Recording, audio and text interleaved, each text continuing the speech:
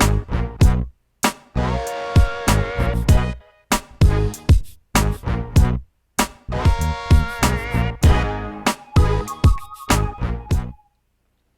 everybody, hope you're doing well. A big shout out to anybody that's tuning in on the east coast of Canada. They got hit with a monster snowstorm in Newfoundland. If you are not in Canada or haven't seen any of the news reports, do yourself a favor and look for some of the video and the pictures coming out of Newfoundland. Absolutely enormous snowfall. The biggest blizzard I've ever seen, and a state of emergency for 4 days. Nobody is allowed on the roads. It's crazy. So that's very cool. I put some of the pictures and videos on the Motormouth Facebook page. So go to Facebook and do a search for Motormouth and you'll see the page if you like it as well. Also, before we get started here, Car Cost Canada, there it is the channel sponsor, and it's no obligation to you. Just go on to carcostcanada.com and sign up. And when you sign up, use the promo code Motormouth.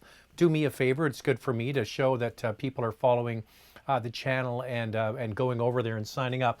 And when you do that, you become an expert member, and so that gets you additional searches, and there's no time limit on those searches. So once you've signed up, if you're looking for a new car now, great. If you're not, for another 6 or 8 months, no problem. Excuse me, you can utilize those searches when it's time to look for a car. Also, speaking of snow, I live on the West Coast, so the East Coast had, I'm not sure how many it is, 300 centimeters of snow or something crazy like that. Here in BC, we had a 30-centimeter snowfall over a couple of days. And the province of British Columbia is trying to mandate winter tires. It is standard and mandatory in the province of Quebec. And I truly believe that we should have mandated winter tires in northern climates. I mean, it just makes total sense to me. I turn my phone off here. Mute.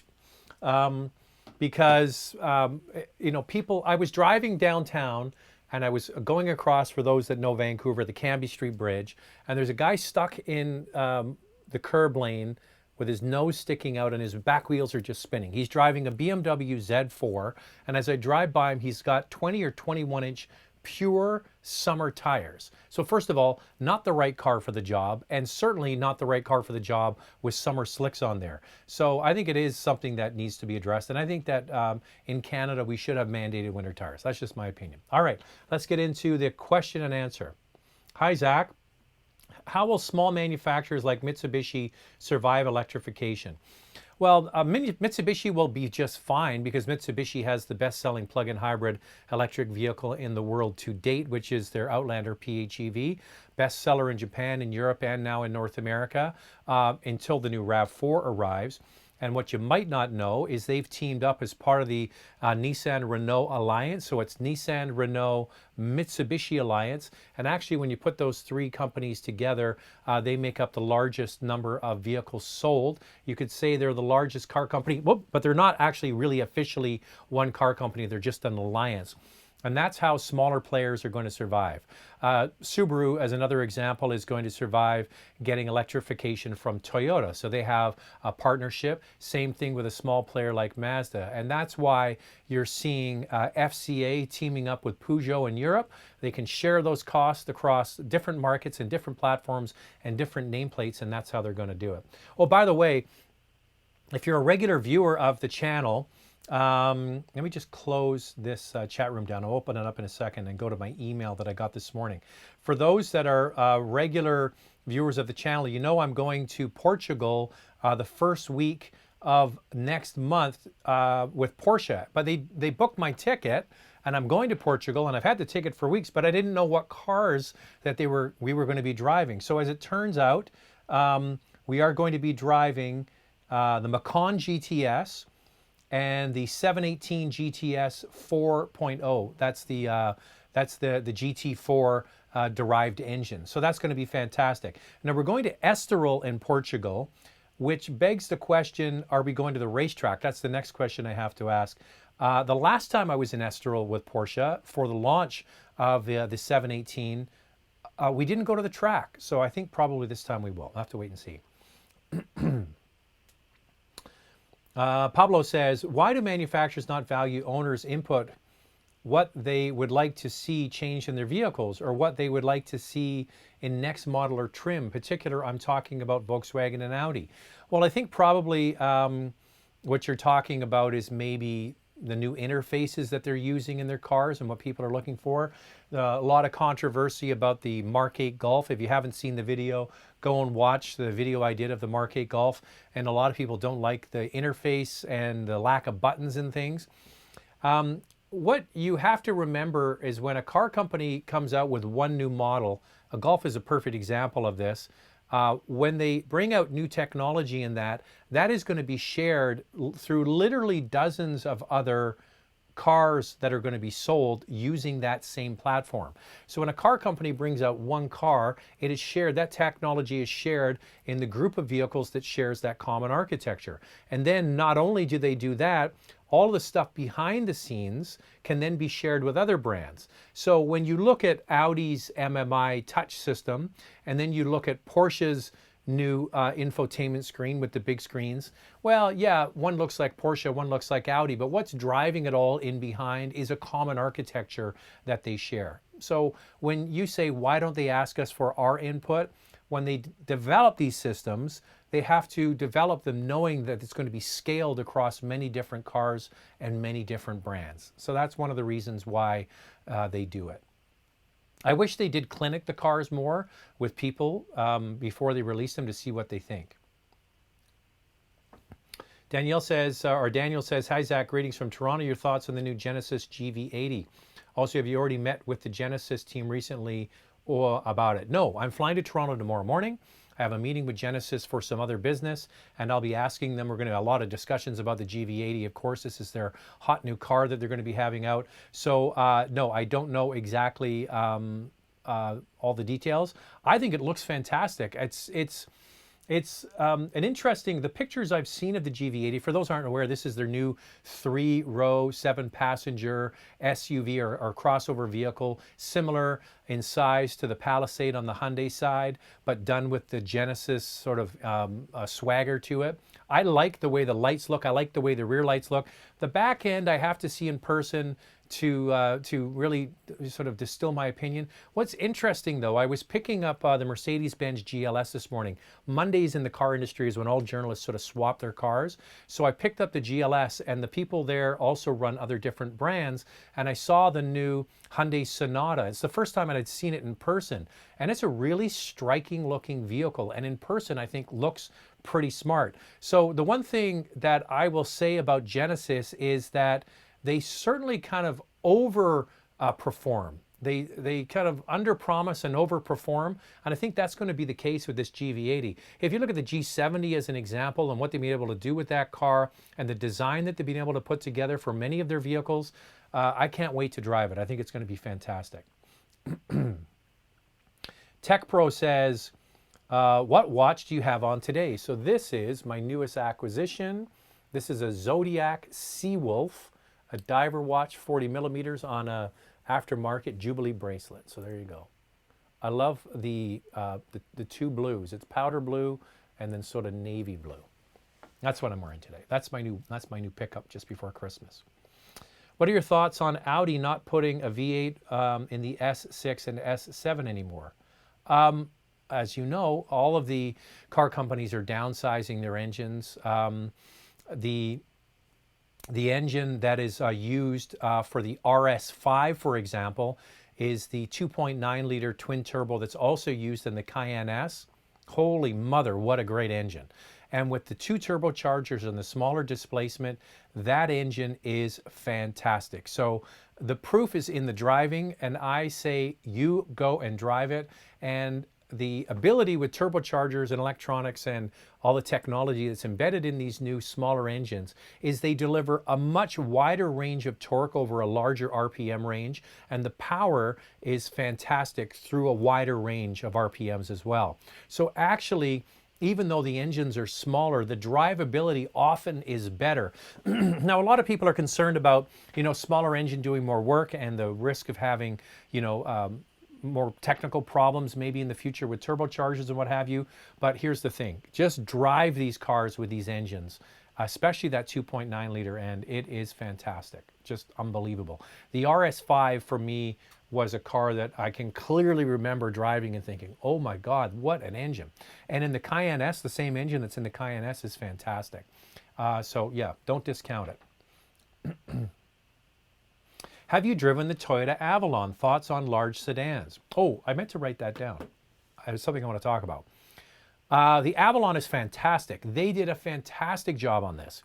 So the new Avalon is a longer version of the Camry platform. It's the new Toyota TNGA, Toyota New Global Architecture, and vastly changes the Avalon from being a pokey retiree car to a car that actually holds its own. It's a very nice car to drive. It's smooth, it's quiet, it handles well. It's a lot of car for the money, a huge amount of space in the back seat. A lot of people run towards utilities because they want room. You go and sit in the back seat of an Avalon. You sit in the back seat of a Volkswagen Passat. These mid-size or full-size cars, I would say full-size cars, offer way more leg room and hip room and shoulder room. You just don't get the height. So I really do like the Avalon. I think it's fantastic. I have driven it. I haven't done a video on it, but I have driven the car. I thought it was really good. They did a really good job with it. And now they're adding all-wheel drive to it, but only with the 4-cylinder, unfortunately. Mo says, oh, here's the other point I wanted to touch on. I meant to write it down before we started. So a friend of mine is looking for a used car, about a 2016. And she phoned me, she's a realtor, and saying, I'm looking for a car, and I'm looking at X, Y, Z car, and I came across this one car, and it's so cheap, it's had no accidents, all these sorts of things. And I said, but she says it's a manual transmission.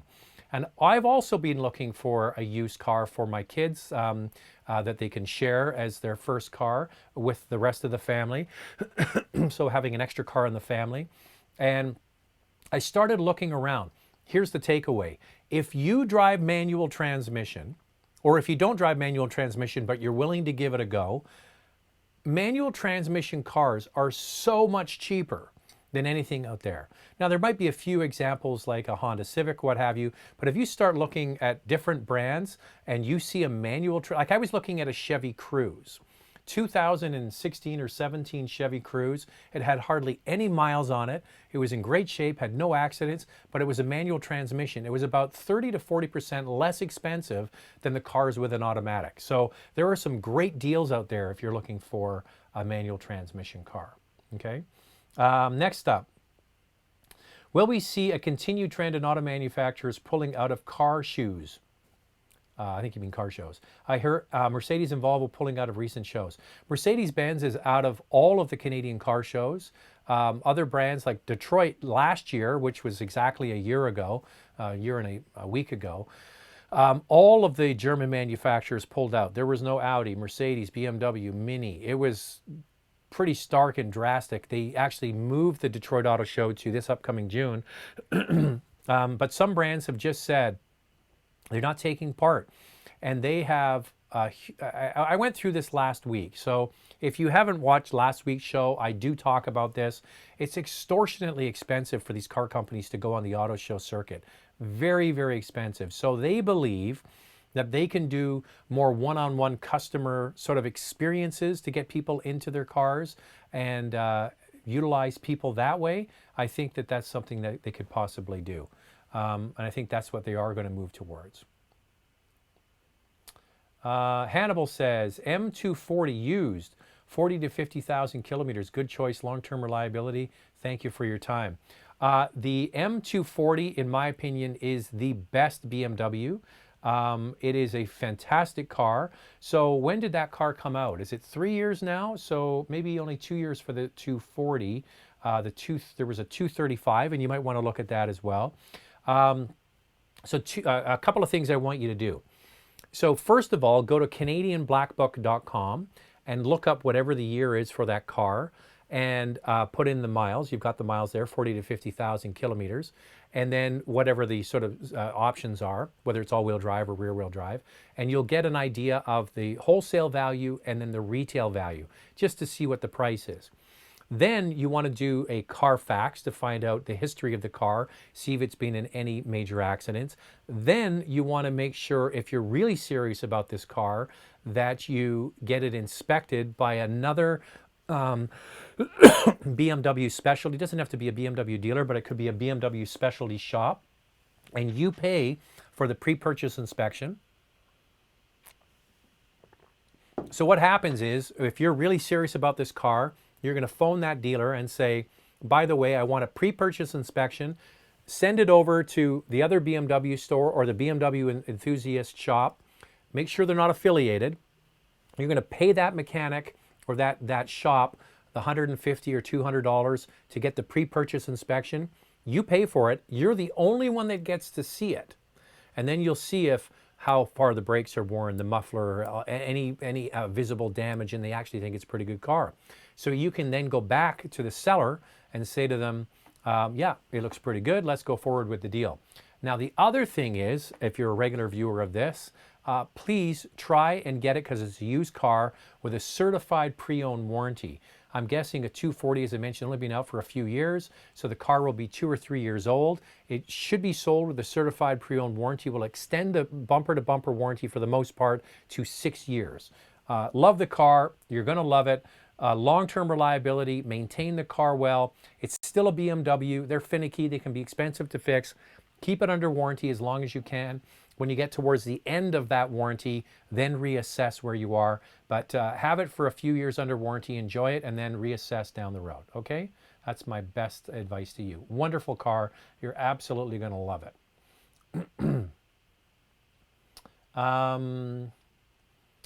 What do you think will be your next car? Now, hey, you know what I have here? I'll just show you, because this was just about 2 years ago now. Just about 2 years ago, we got our Cayenne. So that's our Cayenne. It is a Cayenne diesel. It is the last year they had the Cayenne diesel, because I love diesels, and I love diesels and SUVs.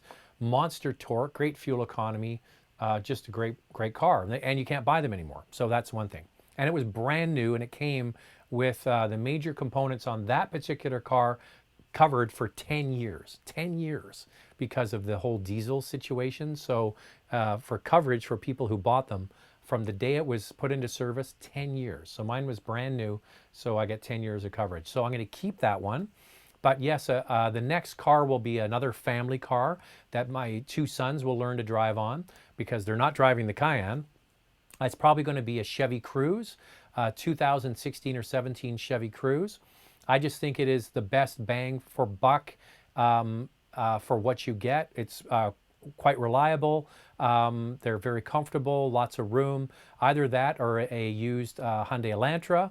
And then after that's done, and we have some fun money to spend on a sports car, one day my wife and I will get a Boxster S that we can both share for fun. So that'll be, and I have my Tacoma as well. So there you go. That's what's in the pipeline. But the next car I'll be buying will be Chevy Cruze. Hope you are well. Just wondering, can you provide some insight on winter tires versus all-weather tires? Is all-weather tires a new marketing term for all seasons? No. But there are different ways that companies go about it, okay?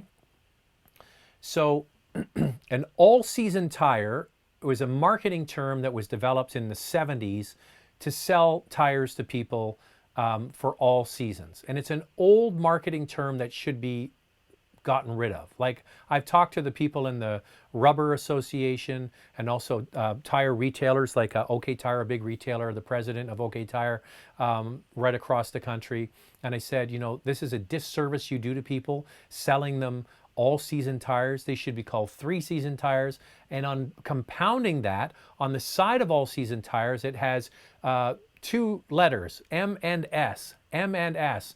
And most people look at that and they go mud and snow. Same thing. It's an old marketing ploy that was developed in the 70s. All-season tires, mud and snow, it's all a pile of crap. It doesn't mean anything. So those tires are, for the most part, there are some exceptions, but for the most part, they're a 3-season tire. In order for a tire to be called an all-weather tire and to be given the mountain snowflake symbol on the side of it, it needs to pass what's called a slip test. So Transport Canada in our country, I'm not sure who does it in the United States, but they actually do a test with the tire, and it has to pass a certain amount of grip in order for it to be called an all-weather tire and to get the mountain snowflake symbol on the side. So all-season tires are not all-weather tires. All-weather tires do have a higher standard than all seasons, and then winter tires get the mountain snowflake as well. Now, how companies come to develop their all-weather tire is different. So, for example, the Nokian WR. So this is the Scandinavian company, Nokian, and they make great winter tires like Hakkapeliitas. What they do is they take a winter tire and they detune it. They make it a little bit less aggressive and turn it into an all-weather tire. So it's really a winter tire detuned.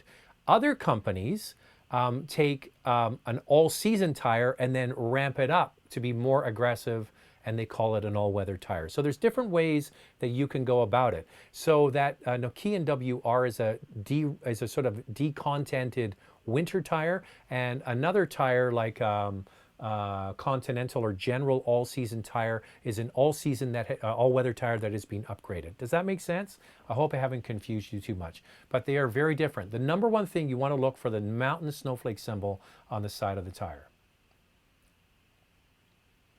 Hey Zach, any news you could share on the gas variant of the Genesis GV80? They released the diesel specs, but not the two gas engines. Remember, they're 2.5 liter and 3.5 liter turbo. Well, I think what you want to do is look inside their toolkit and see what they're using in other products. So they do have the 3.3 liter in the Genesis and the 3.8 liter, and they also have a 5 liter. So that's what I'm thinking off the top of my head in the Genesis sedans right now. If you look over on the Hyundai side, and they also have a 2-liter turbo, 4-cylinder. And then when you look on the Hyundai side, they have 2 liters, and what's their, then they have the 3.8 liter V6 as well. So it could be a brand new engine, I'm not sure. My guess would be the 3.3 liter turbo, maybe uprated, as you mentioned, maybe to 3.5. We're all just speculating at this point. Put it this way, I think it's going to, like I said with Genesis, they under promise and over deliver. And I think that this GV80 is going to make a lot of car companies sit up and pay attention. For example, I just put the Lincoln Corsair video up. Max put a second take. We put that up on the channel of the Aviator just on Saturday or Sunday. And then when you start to look at a vehicle like that, which by the way, they did a great job on it, but if it's me and I'm going to be spending my money and buying a Genesis GV80 or the new Aviator, I think I'm going with Genesis. And look at what they've been able to do when it comes to initial quality, not only on Genesis, but at Kia and Hyundai. Like, they are shooting the lights out when it comes to initial quality, dependability, for styling, for content, for value. They're just firing on all cylinders. So the size of the engine and the displacement and the horsepower, I don't know exactly. We'll just have to wait and see. Here's a good question. Miguel says, it's a good question. Is the RLX a great used car to buy? There are some really good full-size sedans that nobody is looking at and are a great used car buy. An RLX is a fantastic example. They have the front-wheel drive version and they have the all-wheel drive hybrid, and the hybrid is really high-tech. You're basically with the RLX buying the all-wheel drive system that you're getting in the NSX, detuned of course, but the same basic philosophy and technology is there. Instead of the gasoline engine powering the rear wheels in the NSX and the electric motors in the front, they switch it around. The electric motors are powering the rear wheels and vice versa. So it's a lot of car for the money, and it always has been. Nobody buys these things new. The problem is there will be very few for sale used, and nobody's looking for them. So that's one option. Another car that, and another brand that I think there is a lot of potential out there, if you're looking for, and I get a lot of these emails, you'd be surprised because there's so many people think that everybody that's into cars wants a sporty, firm riding, great handling, amazing performance, and all those sorts of things. No, there are absolutely more people, believe it or not, that want smooth, comfortable, quiet, refined, little sort of bubble that they can live in and connect to their phone and enjoy their commute and have no worries. That's the Lexus model. That's the Lincoln model. There are people who like that feel. Here's a brand that nobody's thinking about buying used. Their quality is very good and their cars are well designed. Their infotainment systems are dead simple and easy to use. Can you guess what it is? Buick. A Buick as a used car is a great deal. Nobody's looking at Buick LaCrosse full-size sedans, but I guarantee you, you'll find one out there, pretty good miles, not too much to buy, and it's going to deliver the mail every single day. So yeah, RLX is a great choice. Another one might be a Maxima. I mean, Maxima is another one you could probably consider. The word is that Nissan Infiniti is quickly sinking ship. What are your thoughts? Do they think they actually fail completely in North America? No, they're not going to fail completely in North America. But yeah, their sales have taken it on the chin. The issue is Infiniti, they haven't invested in new vehicles. They came out with the QX50, which is the meat of the market. That's competing with the X3 and the Q5 and so on. Unfortunately, they did 9/10. They brought the car out, brand new variable compression engine, wonderful looking interior, but then you get to the head unit, and the head unit is the old technology that they've had in their Nissan and Infiniti products for way too long. Camera resolution's terrible, graphics ancient. So yeah, it's a company that really needs to invest. That's part of the problem. And then you have all the turmoil that Nissan Infiniti's going through with Carlos Ghosn. You've probably heard about the Great Escape in a double bass case or something like that. He escaped from Japan and has made his way to Lebanon, the former head of Nissan Renault. So I think the problem with Nissan Renault is it's a kind of a rudderless ship. I think a lot of executives have moved on from there to other brands. A perfect example is the former president of Nissan and Infiniti Canada, Christian Meunier. Christian Meunier, great guy, French, originally came from Europe on the Renault side, came to North America, great guy.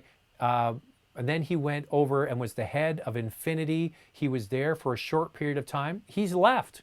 There's a lot of brain power leaving that company. He's now the head of Jeep.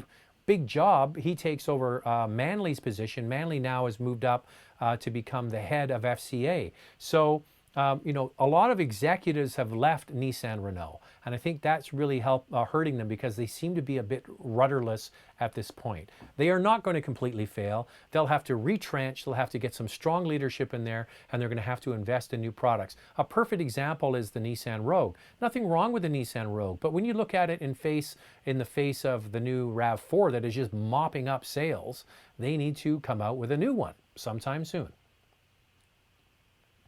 Hey, Zach, on the 4Runner, do you know of any changes coming for the next year or so? Because it's due. It's way overdue. I've talked about this many times. Toyota's body-on-frame truck line is old. Whether it's the Tundra, the Sequoia, the 4Runner, there's one other one I'm missing. Yeah, basically the body-on-frame trucks, the Tacoma is newer. They need to overhaul them. They're old technology, they're hard on fuel, and they need to come to market with some new stuff. They know that. They're spending their money and their time on the stuff that's really moving. And the interesting thing is, in the United States especially, Toyota Tacoma, Tundra sells very, very well because it's got such good resale and it's so reliable. And maybe because gas is cheaper down there, might be something to do with it. But yeah, they need to do it. I hear it's in the works. A 4Runner, an updated 4Runner would be fantastic. I don't know of anything that's imminent, but doesn't mean it's not coming soon. It just, I don't know about it. Eric says, hey, Zach, my sister's looking for an SUV to haul her family of 4 kids. Would you recommend the new Highlander, Palisade, or a highly incentivized 2020 Infiniti QX60? Priority is comfort and reliability. All right. It does get intoxicating. Like I would also look if you're thinking about a highly incentivized QX60 to also look at a Pathfinder. But if she's, you know, it's pretty hard to pass up. Here's the thing is, you might be able to get your cake and eat it too.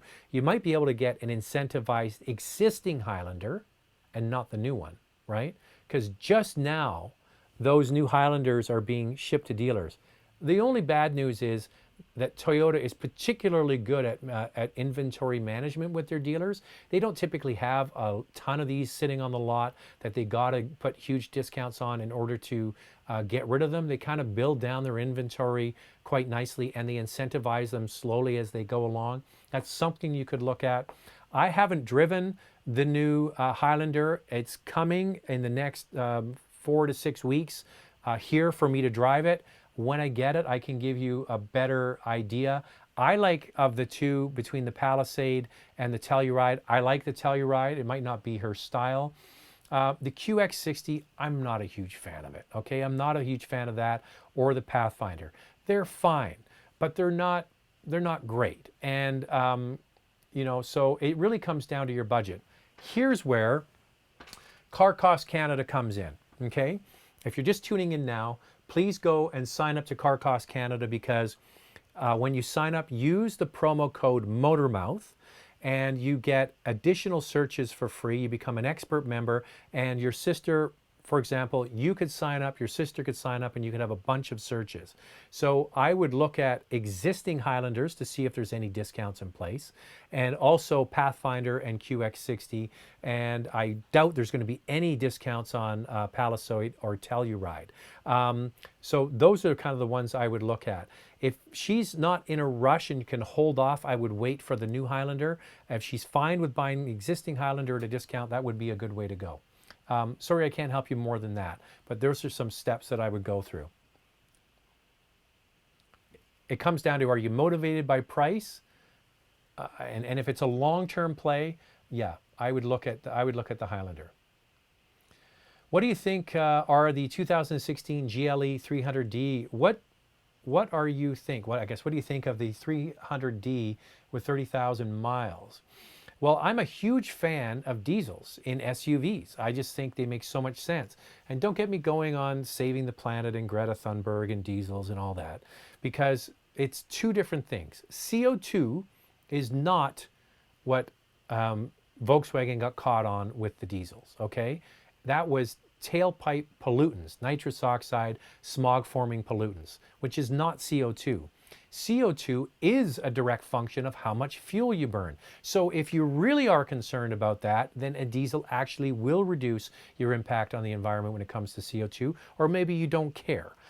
But what diesels do particularly well is give you great bottom end torque, great fuel economy, great long-term dependability, long-term durability. I'm not sure so much about dependability, but long-term durability. The engine will run forever, and you're buying something that is no longer sold, okay? So there seems to always be a market for a really nice used diesel car, because there are people like me, and maybe you, who like diesels that will buy another one. I love diesel in an SUV. It makes so much sense. The torque is there, the power is there, the fuel economy is there, even though it's a larger vehicle. So I have no problem with it, and I think that is a fantastic combination in the GLE.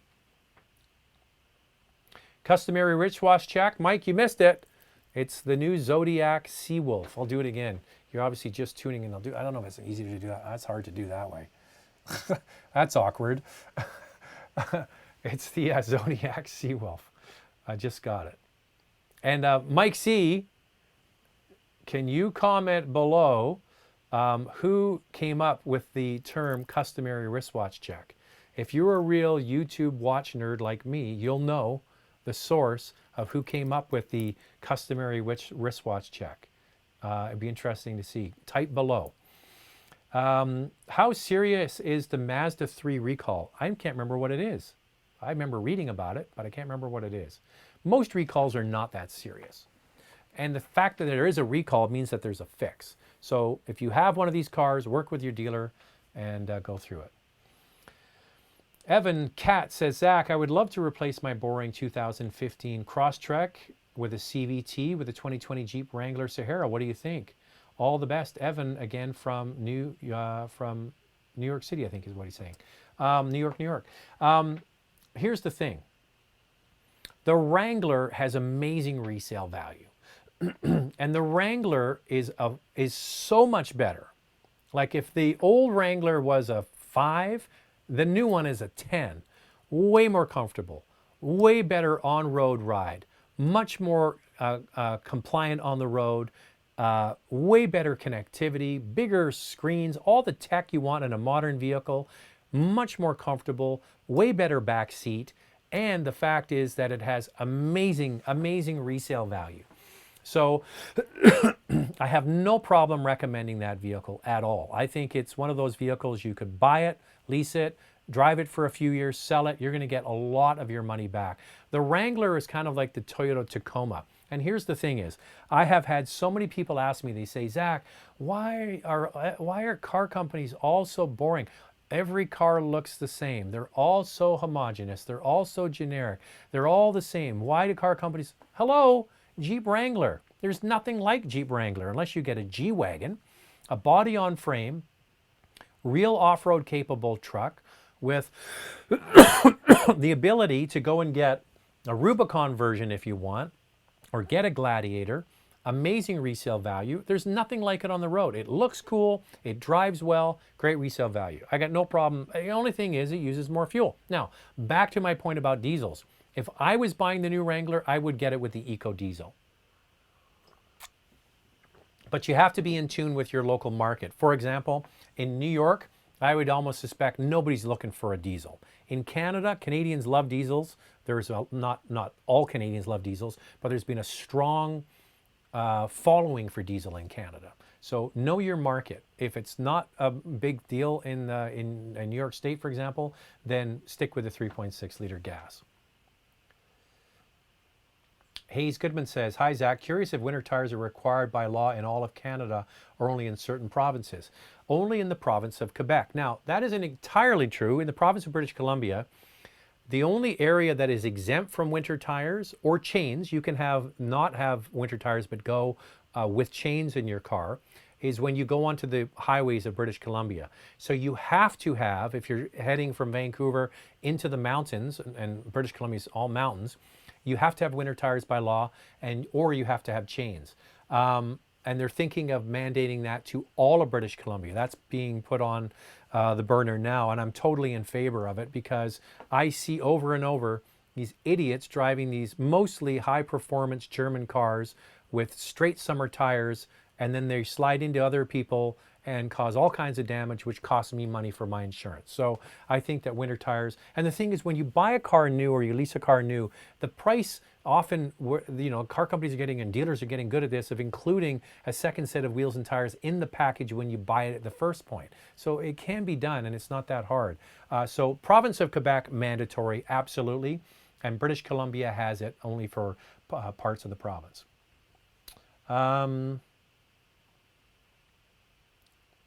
Is Porsche bringing back the flat 6 for the 718? Yes, they are. And I'm going to be driving the GTS with the 4-liter engine in Portugal in 2 weeks. So that'll be fun. I'll tell you all about it.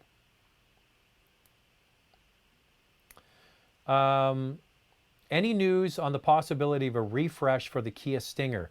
Now, the car has only been out for just 2 years. 2 years and a few months. I'm trying to think of the day it was released. Yeah, it was the fall of 2017, I believe, is when it came out. So it's only been 2 years.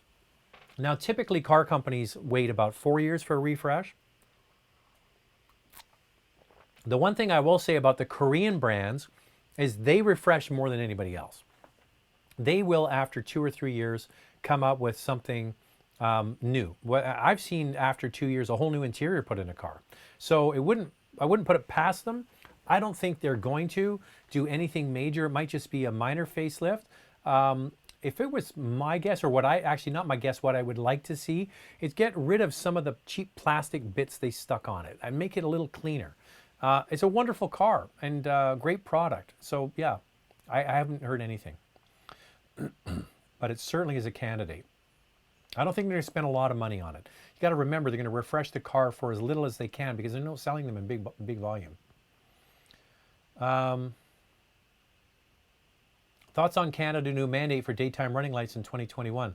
Automatic lights on, tail lights on when the engine is on. Why don't all manufacturers turn on their tail lights with engines like Volvo does? My colleague Jim Kenzie over at Motoring, and he also writes for the Toronto Star, has been going on about this. And I've been on many programs with him when we were with the car manufacturers, and we say there should be no light switch on a car. You turn the car on and the lights go on, just like the dashboard lights go on. I mean, there should be no light switch. There may be a switch to turn on the driving lights, fog lights, but that's about it. When you turn the car on, all the lights should come on. And some manufacturers are particularly bad. Some of the older Toyotas, you see a lot of Toyotas driving around and they have the daytime, not the daytime running lights. Yeah, the daytime running lights on, but the rear lights are off unless they turn them on. And it's ridiculous. I agree with Jim. There shouldn't even be a button. It should just be automatically goes on when you start the car. Dr. JBN, what are your thoughts on an M2 competition for a 66-yo man? For a 66-year-old man, I say go and get one. You'll love it. The M2 is a fantastic car. That's a lot of car for the money. And I think that you'll love it if you like a performance sort of a... now, keep in mind, it's going to be, bumpy and a bit crashy over uneven pavement. And I'm not sure if you're used to driving cars like that, but if you are, that's a lot of car for the money. And the 2 Series, in my opinion, is the car in the BMW lineup for an enthusiast. So a lot of young people are looking to buy a sort of a performance-oriented car. They don't need a lot of room. I suggest the 2 Series all the time. I would suggest, yeah, if they'll let you drive one, go for it. I have no problem with it at all. Volvo now has cars that cost almost $100,000. Do you think people will spend that money for a performance Volvo? It's interesting. We're talking about this. I was talking with Brian Chow, my colleague who has his channel Everyday Reviews, and I work with him on Driving TV, about the T8 Volvo XC90, with the plug-in hybrid costing, $95,000 plus. I can't wrap my head around that. I think it's too much. I really do.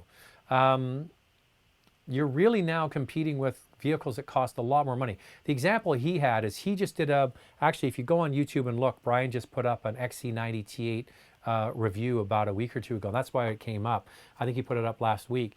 And he's driving the BMW X7 this week, and I'm driving the GLS. So the 2 big dogs from BMW and Mercedes-Benz.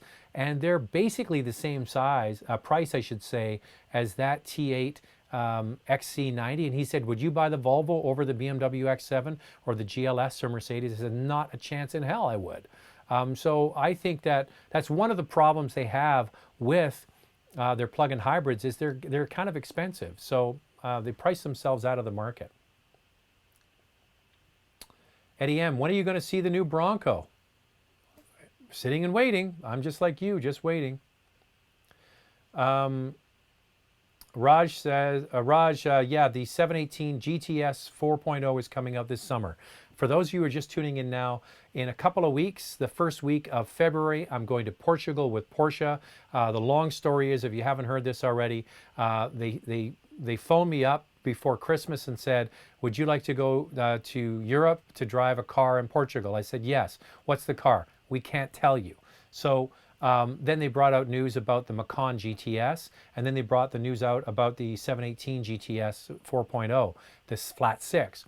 And then I just got the email this morning saying those are the 2 cars that you're going to be driving in Europe. So a couple of weeks from now, actually, the embargo on driving impressions is February 11th. So February 11th is when the videos will be coming out, okay? Ryan from Fergus, Ontario. Hello from Fergus, Ontario. Isn't that where you have the Highland Games every summer? I think it is. I just wanted to mention I appreciate the work Max Landy does, and he's not afraid to give an honest opinion. Well, that's good. I like Ryan, appreciate that. Yeah, I think that a lot of people are kind of mean to Max in the comments. I don't know why. It's because he got an English accent? I don't think so. I think he does a pretty thorough review. And he is unfiltered, and he tells you what he thinks. And that's good. And that's why he's a great addition to the channel and another voice. So But you know, you go and like for example, the Aviator video that just came out on Saturday.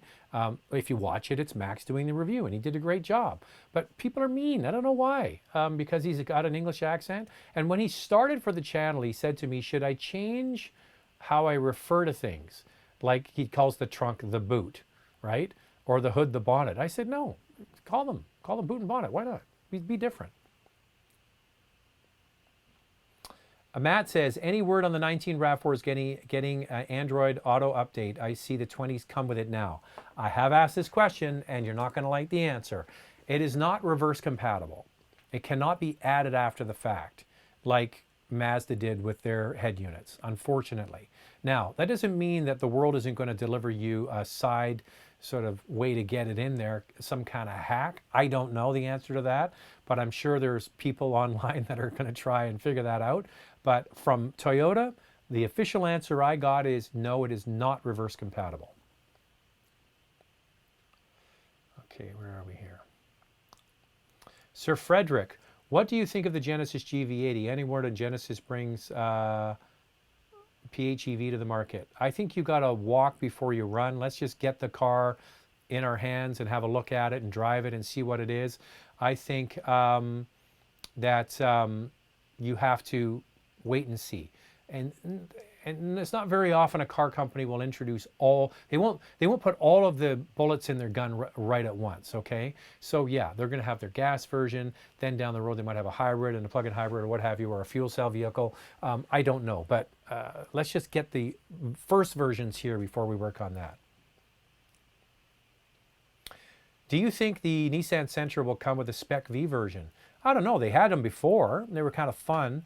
But with the new one, that could be a good thing to add. The problem is they let it sort of like stay on the vine way too long with that car, and they never kept the Sentra in the same conversation as Corolla and Civic. I mean, when I was a kid, it was Corolla, Civic, and Sentra were all sort of like competing with each other, and they all were real players in that market. And slowly over time, the Sentra kind of just faded out of the conversation. And then it was left with Corolla, Civic, and then who came out from Korea and got everyone's attention? Hyundai with Elantra. And now those are the three that are in the mix. So it could be something they could add to get people excited about it. I don't have any information for you. Hey Zach, always loved the channel, just drove the Golf R and GTI back to back. The R is a great car, lots of power, but the GTI found I liked a lot better. Do you ever think VW will bring out an all-wheel drive GTI? No, I think that's going to be the differentiator. I don't think that's the pure essence of what the GTI is. Never say never, but I'm with you. Depends on the weather and what you're doing with the car. I had a young guy I had a conversation with yesterday, Scott, who lives in Newfoundland, and he's got a Golf R, and that massive blizzard they had in Newfoundland. So if it was me with a good set of winter tires, driving in deep, heavy snow, yeah, the Golf R would probably be the way to go. But I drove the GTI and I drove the Golf R. I'm a bit of a purist. I like the lighter, more nimble feel of the GTI. I'm kind of with you on that. So the new ones apparently are going to be even more powerful, so it's going to be exciting to see what Volkswagen does with that. I don't think they're going to do an all-wheel drive GTI because that would basically steal the thunder from Golf R. Hey Zach, are PHEVs more expensive to maintain in the long term because they have an internal combustion engine electric motor? I want to buy a new car and keep it for 10 years and can't decide between ICE and electric. Well, a perfect example is Toyota with their Prius, right? And their hybrid vehicles, not just Prius, but their hybrids generally. Some of the most reliable vehicles on the road are their hybrid vehicles, which have an internal combustion engine and have electrification. So then you're going to add on a certain amount of range, whether it's 50, 60, 70 kilometers, a pure electric range into the mix. You're just basically getting a bigger battery, okay?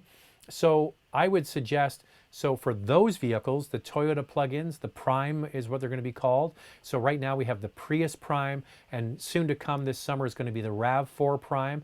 I would have no qualms at all saying buy that car and enjoy it and drive it for 10 years. I think that Toyota has proven that their hybrids are pretty much bulletproof technology, and they will run and run and run. Just look at all of those hundreds of thousands of taxis that are being used all over the world that are Toyota Prius.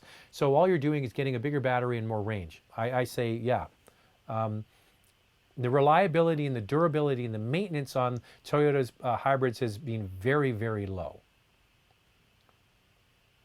What do you think of the new hybrid SUV coming to market in 2020 like BMW and Volvo? Thanks. BMW is going all in on plug-in hybrids. They are not, it was so interesting because they had the i3 and the i8. They were kind of early into the game with the full electrics and, or kind of full electrics. They had their extended range onboard generators, but regardless, they have decided that the needs of most people will be fulfilled with plug-ins, not pure electric cars. And there is a really good story to be told there, and I kind of agree with that, because for one thing, you don't need to have a 240 volt outlet. For the most part, you can plug your car in overnight, much smaller battery, less harmful to the environment to get the the rare earth materials to make the battery, much smaller, lighter to cart around with the car, and it gives you all of the flexibility and driving range that you're used to and the power that you've come to expect from brands like BMW. You are going to see them really doubling down, and this is the way they're going, and they really believe in Europe there's a big market for plug-in hybrid electric vehicles, and I truly believe that for the vast majority of people, plug-in hybrid electric vehicles are the way to go, because we don't have to build out this crazy big electric infrastructure. We have infrastructure at our homes that can fulfill the needs for the vast majority of people. And once you get past the range of the electric battery, you can then go and drive further and further and further and not have to worry about it. That's what they're doing with them. My 335D lease will be coming to an end in August. I'm looking at an Audi A6 or A7, possibly Panamera. What's your opinion? Not sure what years you mean and what engines you're looking at. A little more detail would be good. I owned an A7 for almost 4 years. I had zero issues with it. The backup camera crapped out after 3 or 4 months. That was a quick return to the dealer. One of the pixels on the rear third light bar that goes across the hatch, one of the little LED bulbs, it went out. Those are the only two things that happened to it in almost 4 years. So a little more information on what car you're looking at.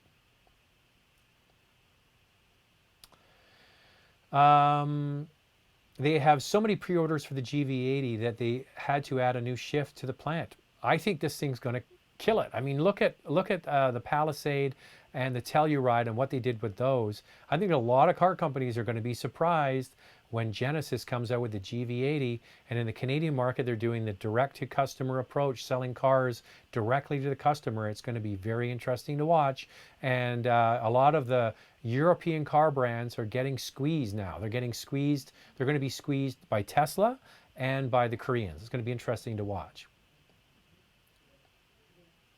Somebody's saying a Kia Stinger refresh will be coming in July of this year. There you go. I think it's going to be a big one, but we'll have to wait and see. Daniel says, you're right about Buick. The Regal Fastback is quite nice. I've had 2 as rentals and they're great road trip cars. They'll be going out of production soon. That is a very good car. We don't get that in Canada, by the way. Why do you think Volkswagen gave up the Alltrack? Because they're going to utilities. I mean, there's a certain core group of people that love station wagons, me included. I get it. They're fantastic. They drive like a car because they are a car. They just have more space behind the rear seat. I've owned station wagons in the past. I always recommend station wagons to people. The thing is, in the North American market, it seems to me, is women hate station wagons. Dudes seem to like them. But as we all know, women are the main influencers in the family when it comes to the final decision for a car. And it's all going SUV, SUV, SUV, SUV. So just look at Volkswagen. Since they brought out the Atlas and the Tiguan, their sales have gone way up. And they're going to replace the Alltrack and their Sport Wagon lineup with a new, smaller utility. Think of the T-Roc that's sold in Europe. It's not the car we're going to get. We're going to get probably one of the vehicles that were shown in China last year. It's not going to be made in China, don't worry. It's just the designs that they made. One of those utilities will probably be coming here to North America. So you're going to have Atlas, Tiguan, and then a little bit smaller will be this new utility that's going to be coming in the next little while. Plus they're a full electric lineup of ID vehicles. So that's what's going to replace the all-track wagon, because that's what sells. And you might want a wagon, I might want a wagon. There's just not enough of us.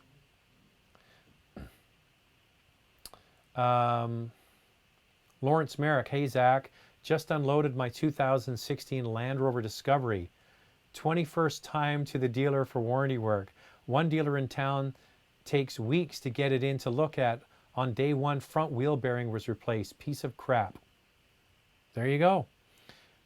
I'm glad you got that off your chest, so everybody can hear that. 2016 Land Rover Discovery, 21 trips to the dealer, first day wheel bearing replaced, piece of crap. There you go. Take that for what you want. Now, they're not all going to be like that. There you go. Hey, Zach, looking to replace my mother's Suzuki SX4. Drives alone and leaves the car seats down for cargo space. Priority, subcompact, CUV, all-wheel drive, and economical. Top suggestion, Kona and others. Love the Kona. I think the Kona's great. And does she need all-wheel drive? Are you really sure she needs all-wheel drive? Like, where are you driving with this thing? Can you just not buy a good set of winter tires? One I like is I like the Nissan Kicks. It's a cool little car. It's only available with front-wheel drive. The Kia Soul is another one that I absolutely love. Only sold with front-wheel drive. Now, sort of backing on to what the last couple of questions ago was about the all-track. What about getting her the very last Volkswagen Golf Sport Wagon all-wheel drive? Lots of space in the back, lots of cargo space, something to consider. That little Suzuki SX4 was a great little car. So yeah, I'm kind of with you on that. I think the Kona is a great choice. It's selling like crazy. People absolutely love that thing. So yeah, I think you're barking up the right tree there. DJ Pleasure Seeking Missile. What are your thoughts on Nissan and Carlos Ghosn? As I mentioned earlier, if you're just tuning in now, we did talk about Carlos Ghosn, and what's happening to Nissan and Infiniti and Renault. It's kind of a rudderless ship, it seems to me. A lot of executives are leaving, so I kind of talked about that. I think that there are some legitimate concerns from the Japanese judicial system and how they treat people. What's their conviction rate? It's like 99.6%. So basically, if you're arrested and charged in Japan, you're getting convicted. So it wasn't too pretty. He was only allowed to see his wife twice in the whole time he was incarcerated, which seems very cruel. He was in solitary confinement. That doesn't seem right. And it seems to be a political game more than anything. So there are some points and some hard lessons I think the Japanese have to, internal view on their way their judicial system works. But that being said, Japan is so safe and so clean, and I think it keeps people in line. There's something to be said for that. But yeah, it's going to be a Netflix movie in no time. I can't wait to watch how they do the Carlos Ghosn Great Escape on Netflix. Has the fuel contamination in the Honda 1.5 liter turbo been fixed? I have been told by one of the top people at Honda Canada that they have been working on this, and they have a lot of software and programming. It comes down to the engine has to heat up quickly, and they're changing the programming of the engine so that it heats up quicker. And that all engines have fuel getting into the oil. That happens regularly as fuel spills past the pistons, but this is happening more. So that's their answer to me. As the proof is always as we go along and see if it has been fixed. They claim that they have made changes for 2020 and it should resolve the issue. We'll have to wait and see. What kind of deals should I expect on a BMW M340? Well, first of all, the 3 Series, the regular 330 is the one that most people buy. The 340 is much more expensive, and there's not that many are sold in comparison to the smaller turbo 4-cylinder engine. Here's what you need to know outright about the whole small luxury car space. This is where you're going to find some deals, because where have the majority of Tesla Model 3 sales come from? from people who could afford and owned vehicles like the Audi A4, the C-Class, the 3 Series, and so on and so forth. Those sales have taken it on the chin like you wouldn't believe. So what do the big car brands that have a lot of resources and a lot of arrows in their quiver do? They throw money on the hood, great lease rates, great incentives, discounts, all those sorts of things, which brings in Car Cost Canada. So sign up and become an expert member. Use the promo code MOTORMOUTH when you sign up, and you can do a search. So you'll be able to find what the dealer paid for a 340, what kind of incentives and rebates. There's all kinds of secret incentives and rebates on there. Not every car has them, but they do exist. I would also look at the A4. I think it's a great car. And the C-Class will probably have more incentives because their car is the oldest, okay? The 340 just came out. The 3 Series is now the oldest of that family of vehicles, and we're waiting for the all-new C-Class, so you might be able to get a deal. A Lexus IS would be another one that's been around for a long time, and they might have some incentives. But it is a wonderful car, and these brands that have sort of really taken it on the chin in the last year with the success of the Model 3 are fighting back with all kinds of deals and incentives. So get out there, do your best deal, and a wonderful, wonderful car. All right. I wanted to see, did the Mr. What's his name write back at the bottom? I asked for him to write back. No. Anyway, thanks to everybody. I don't get to everybody's question. However, I do read them all when we're done here. Thanks to everybody. Will I be here next week? Yes, I will be here next week. It's the following week I go to Portugal with Porsche. So thanks to everybody that tuned in. I want to thank you for watching, and thanks for being here every week and asking these great questions. We'll speak to you then. Have a great week, everyone.